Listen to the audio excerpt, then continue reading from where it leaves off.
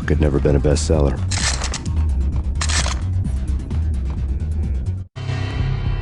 Given the setting, I was surprised to find that somebody had been passing time reading. The paperback was entitled The Age of Murder and Storm. The blurb on the back mentioned Norse mythos and Ragnarok, the end of a Viking world with a terrible winter that covered the earth in ice, when vile crimes were rampant and all humanity lost. I could see how somebody impressionable might get it into their head that we were at the end of time. I was also beginning to see what the nightclub and its owner were all about.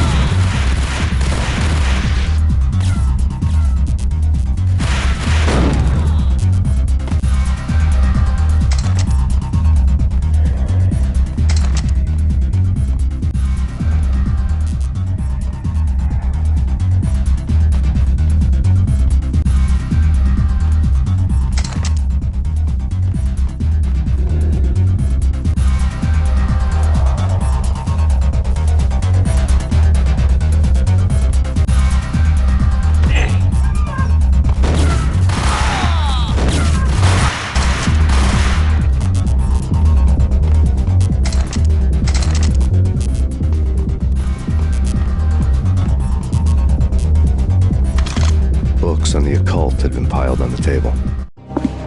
The room was stacked with light reading, such as Necronomicon, Witchcraft, and Paradise Lost. Old exotic titles like Malleus Maleficarum and De Umbrarum Reini Novum Portis. Books with pentagrams on their covers, all dealing with the occult and the infernal, lying between stacks of horror videos and a couple of Ouija boards. The only thing I could take seriously was the thought of Lupino taking it seriously. He had been spending a lot of time getting intimate with the guy downstairs.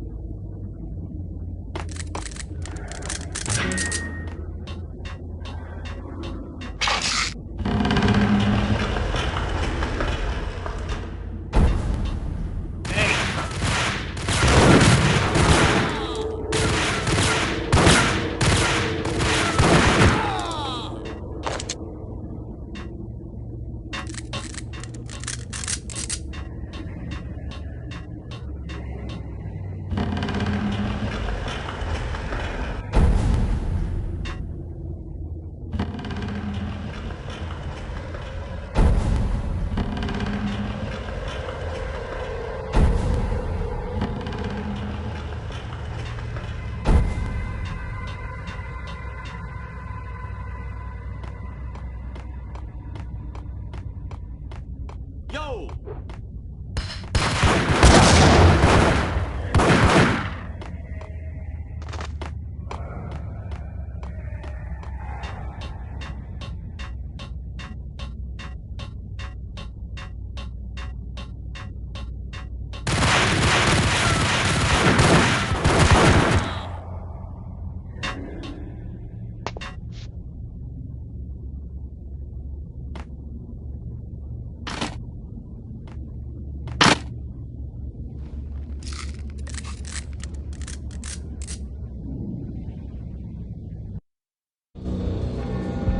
The backstage area led to Lupino's inner sanctum.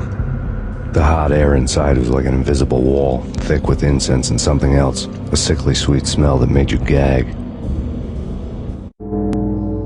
This was the rotten core of the Big Apple. Lupino lurked somewhere ahead, like a spider at the center of his web, waiting. The vapors in the air started to make my head swim. Torn pieces of a letter lay scattered on the... Punchinello had threatened Lupino in writing. The note had been torn to pieces, bloody fingerprints all over them. Don't want you to think that one of my boys is not playing with a full deck. Shape up, Jack. We are running a business here. I'd hate to send the trio to strong-arm you. The trio were the Don's notorious henchmen. It was obvious that Lupino hadn't been intimidated by the threat. Lupino's notes covered the table. Jack Lupino was crazy, all right. The table was scattered with notes of demented arcane nonsense written in rusty blood. A mishmash list of demons, devils, and dark gods evoked. Beelzebub, Asmodeus, Baphomet, Lucifer, Loki, Cthulhu, Lilith, Hela, blood given to you all. He was after that old Faustian deal, your soul for power and fortune. Just sign on the dotted line with your blood. Lupino's notebook lay on the pedestal. Jack Lupino was crazy, all right. Mythic wolves, let loose to devour the sun and the moon. Lupino is the wolf. I'm Mr. Beast, the big bad Fenris wolf. I'm the end of the world man, wearing the flesh of fallen angels. After Y2K, the end of the world had become a cliché. But who was I to talk? A brooding underdog avenger alone against an empire of evil, out to right a grave injustice. Everything was subjective. There were only personal apocalypses. Nothing is a cliché when it's happening to you. The flesh of fallen angels, come to me all. Astaroth, Beelzebub, Asmodeus, Baphomet, Lucifer, Loki, Satan, Cthulhu, Lilith, Hela, blood to you all. Secret, living under the skin of reality. Secret, the corruption of flesh. Ow! I'm the wolf, yeah! I am the wolf! It's close. It's coming. You have come. A witness to the end of time. It's now! I will rise to her side! I don't need the words! I'm beyond the words!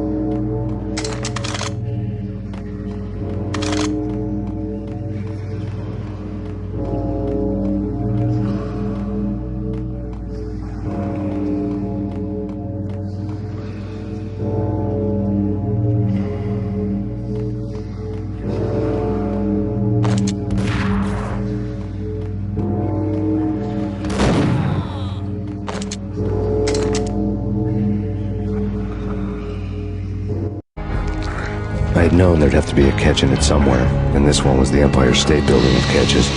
Lupino was pumped up and dying to go 15 rounds with a mutant alligator. And then he started this spooky monkey talk, straight from a bad dream. Mine. I have tasted the flesh of fallen angels. I've tasted the devil's green blood. It runs in my veins. I've seen beyond a world of skin, the architecture of blood and bow and arrow. Death is coming! She is coming, and hell follows with her. This is the twilight winter. I am ready to be her son. Her time is now, and all who stand in her way must die!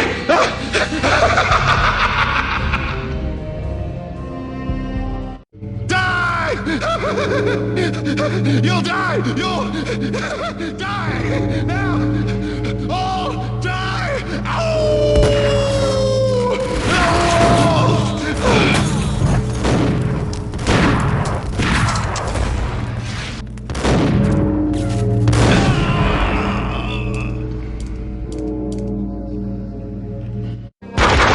When Lupino finally went down, I wanted to make real sure he'd stay that way.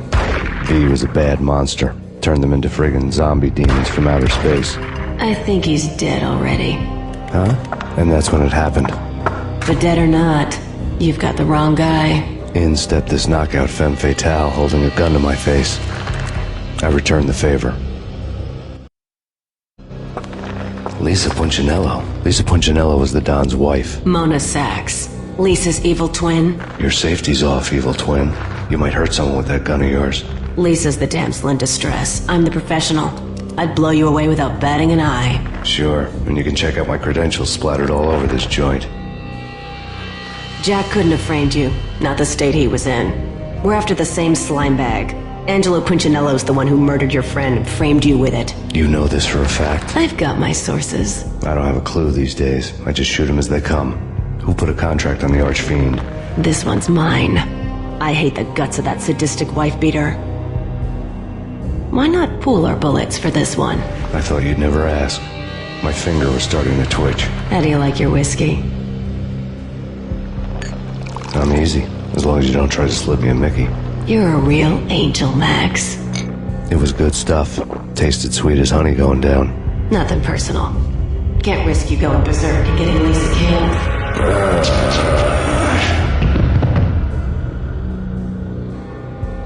The nightmare was always the same. Violent shapes moving in darkness, old and ugly. The killer's mad laughter was a riddle filled with wicked innuendo.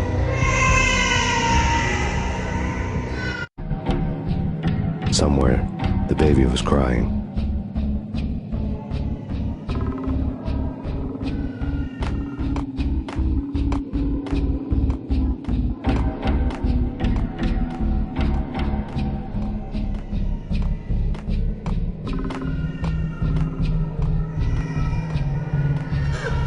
Max, no, please, Max. Why? I didn't mean to. I'm sorry.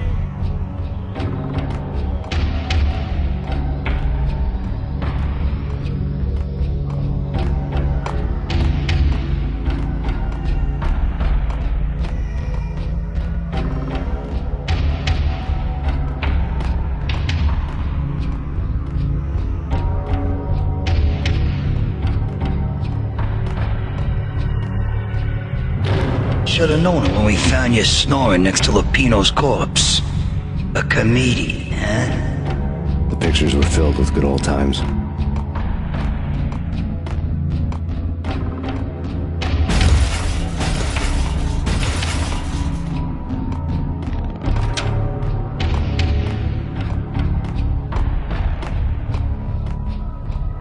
I really love to watch cartoons. Captain Baseball Bat Boy's my favorite.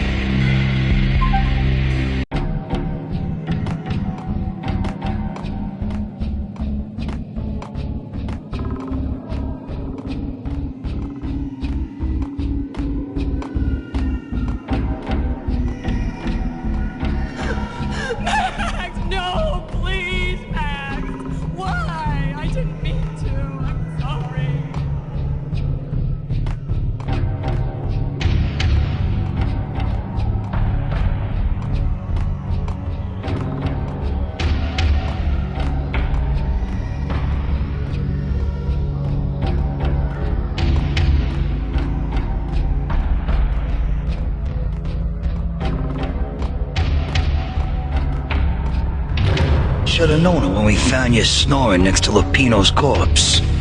A comedian, huh? The pictures were filled with good old times.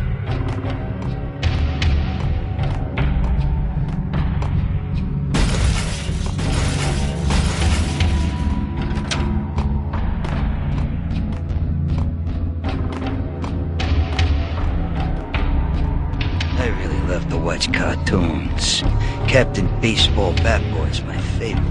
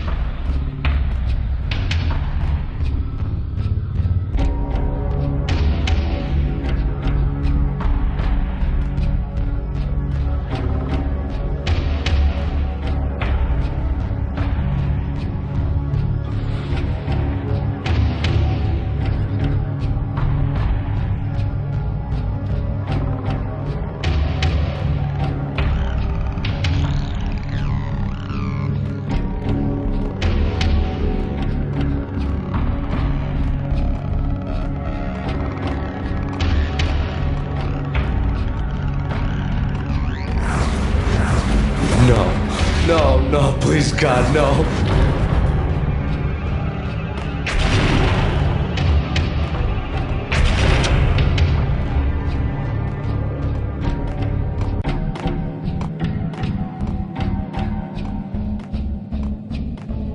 Slice them, dice them, shoot them full of holes, blow them to bits, vaporize them, disintegrate them. No matter what you do, they'll still be back, good as new. Michelle's diary lay on the table. Max, no, please, Max. Why? I didn't mean to. I'm sorry.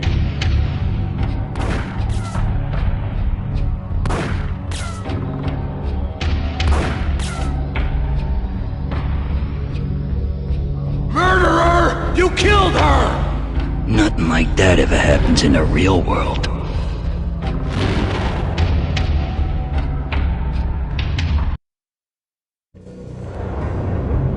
woke up in a bad dream. My head felt 2 sizes too small for my brain. Max Payne. I envy your name. And the killer was smiling. Pleased to meet you. I'm Frankie the Bat Niagara. Niagara, as in you cry a lot? He had a baseball bat and I was tied to a chair. Pissing him off was the smart thing to do.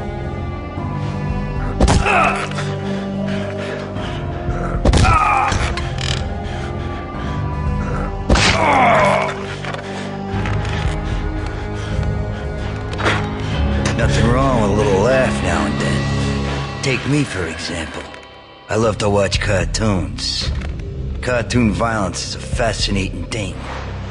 Let's take a break. I need to take a leak and maybe grab a cold one at the bar. Don't worry. I'll be back to finish this off. And then, it's checkout time. You play, you pay, you bastard. He swaggered out, and the door clanged shut behind him, locks clicking into place. Everyone makes mistakes. Mine hadn't been to crack jokes about the goon with the bat. He'd have cracked my skull regardless. It hadn't even been to trust a girl with a gun. I had blindly gone after the first bad guy on my hit list when I should have been aiming further up the ladder, at the head of the Punchinello family. I couldn't bring myself to be pissed at Mona. Guess I had a soft spot for a pretty face.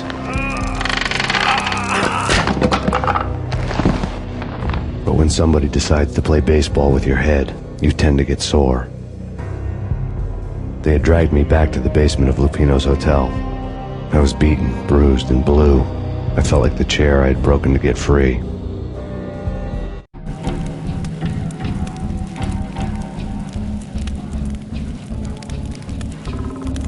All I had was Niagara's bat, sticky with my own blood.